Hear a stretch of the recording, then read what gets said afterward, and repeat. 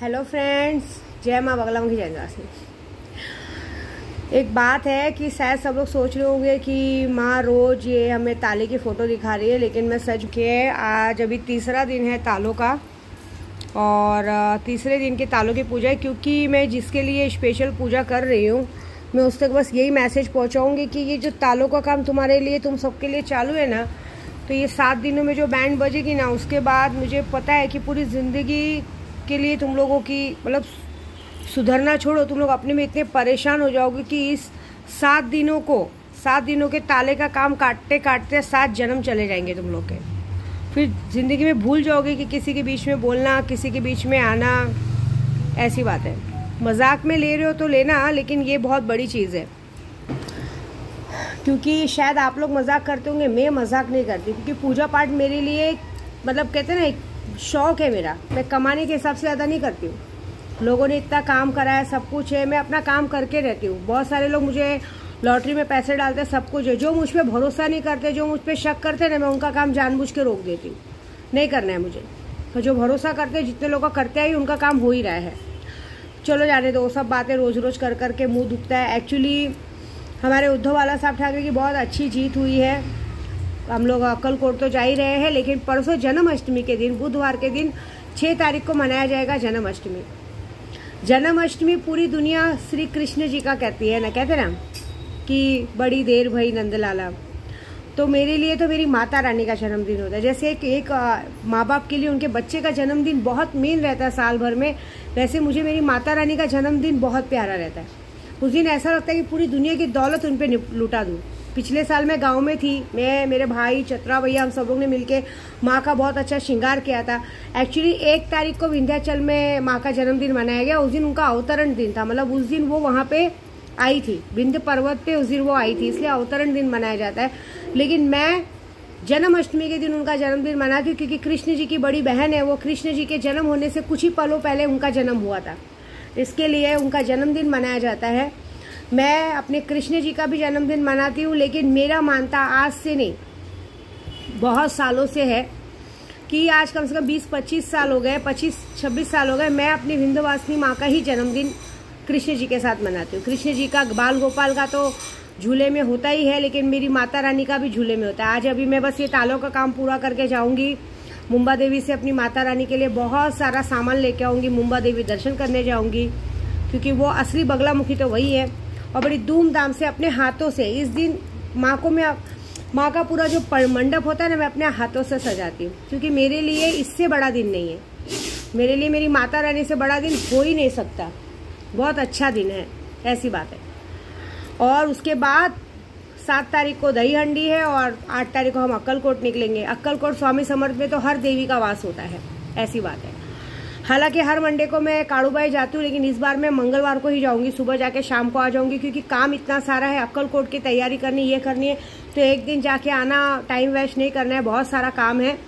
इसके लिए हम वैसे करेंगे। और शुक्रवार के दिन अक्कलकोट की यात्रा पे निकलेंगे। उस दिन भी मांडरची, काड़ूबाई, पूरे महाराष्ट्र की देवी का, मतलब कहते हैं पूरे महाराष्ट्र की देवी का दर्शन हो गया।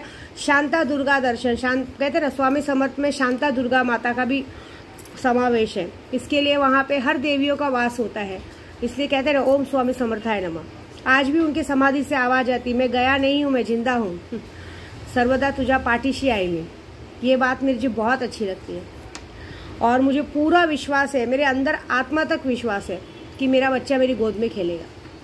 बहुत सारे लोग पूछते हैं माँ ये पॉसिबल कैसे है, मैं बताती हूँ। चलो मैं मानती हूँ शायद 3 साल पहले बीज पड़ा हो ना हो, लेकिन एक मियाँ बीवी अगर कंटिन्यू हमेशा साथ में रहते तो बीज तो कभी भी पड़ सकता है ना। औरत माता रानी को अगर मेरे पेट में बीज डालना होगा तो इन 3 सालों में कभी ना कभी तो डाली होंगी। मेरे पेट में ऐसे बच्चा तो आएगा ही आएगा। खाली घर को भरना मेरी माता रानी जानती है, मुझे नहीं पता। खाली घर को भरना मेरे स्वामी समर्थ जानते हैं, ऐसी बात है। तो अगर मेरा प्यार सच्चा है, मेरी आस्था सच्ची है, मेरी पूजा सच्ची है, तो मेरे गोद में मेरा छोटा प्रभु तो आएगा ही आएगा। ये मेरा अटूट विश्वास है, और बड़ा सुंदर आएगा, ये बात है। दूसरा, मेरी माता रानी का जन्मदिन है। इस वक्त सारे लोगों का जो ताले का काम चालू है, उसमें कोई रहम किसी के लिए नहीं की जाएगी, किसी के लिए कोई रहम नहीं है। क्योंकि ये पूजा सिर्फ उनके लिए है कि ये जो बार बार इस तरह से हरकत करते हैं दूसरों की चीज़ों पे अपना हक जताते हैं, बार बार हिंट देने के बाद भी अपनी हरकतों से बाज नहीं आते हैं, उनके लिए मैं ऐसा कुछ सोच के रखी हूँ कि वो ज़िंदगी में पहले खुद की शक्ल ही अगर आईने में न देख पाए तो दूसरों को देखना तो बहुत दूर की बात हो जाएगी। ये बात है, क्योंकि विद्या देवी गलती को माफ़ी नहीं देती। अगर आप मेरे दिल में जगह पाओगे ना तो पूरी दुनिया का राजा बना दूंगी, लेकिन अगर आप मेरे दिमाग में जगह पाओगे ना तो मैं आपसे आपका सब कुछ छीन लूँगी। मैं इतनी गंदी हूँ, मैं ऐसी हूँ, ऐसी बात है। अगर कोई मेरी चीज़ों को देखे, मेरी चीज़ों पे नज़र रखे, या कोई मेरी हर चीज़ को पसंद करे या मेरे काम धंधे को रोकने की कोशिश करे ना, फिर मैं उस इंसान का कुछ भी उसके पास नहीं रहने दूंगी। ये मेरा वादा है, क्योंकि ये मेरा गुस्सा 7 दिनों के बाद ही खत्म होगा, जब मुझे पता चलेगा कि सामने वाला सिंदूर लगाने के लायक नहीं रहेगा। माता रानी जब तक उसका सिंदूर रास्ते पे खून बहाते हुए नहीं छीनेगी ना, तब तक मैं उस इंसान के पीछे पड़ी रहूंगी कि दोबारा ऐसी गलती करने से पहले 50 बार इंसान सोचेगा। मैं तब तक उस इंसान का पीछा नहीं छोड़ूंगी जब तक उस इंसान को एक गंदी बीमारी ना पकड़ ले, एक ऐसी गंदी बीमारी कि शरीर से गंदी बदबू आनी चाहिए। आपको पता है वसई में भूई गाँव में एक जगह होती थी, वहाँ पे ना मैं कभी कभी पहले जाती थी, मेरा हनी वहीं का प्रसाद है। क्योंकि मैं जब एक बार ऐसे ही हाथ जोड़ के खड़ी थी तो मैंने कहा था कि मुझे मेरे एक बेटा चाहिए, और जब मैं आई, देखो सच्ची बात है, जब मैं आई उसके 2 महीने बाद मुझे पता चला कि मैं प्रेग्नेंट हूँ। तो मैंने वहाँ जाके किया था, वहाँ पे जाके अनाउंसमेंट करना पड़ता है, आपकी कोई मन्नत पूरी होती है।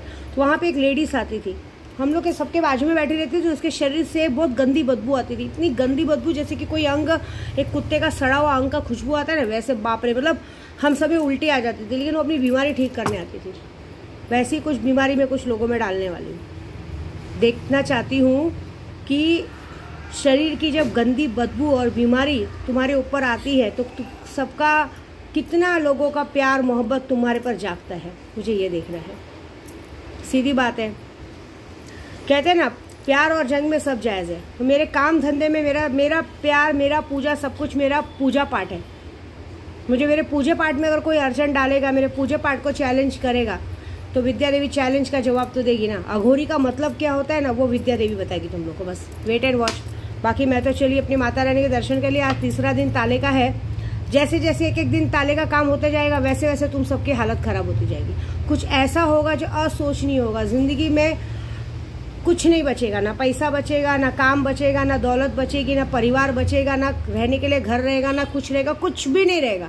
अपना बोलने वाला कोई नहीं रहेगा तुमको, ये मेरा वादा है। जय माता दी।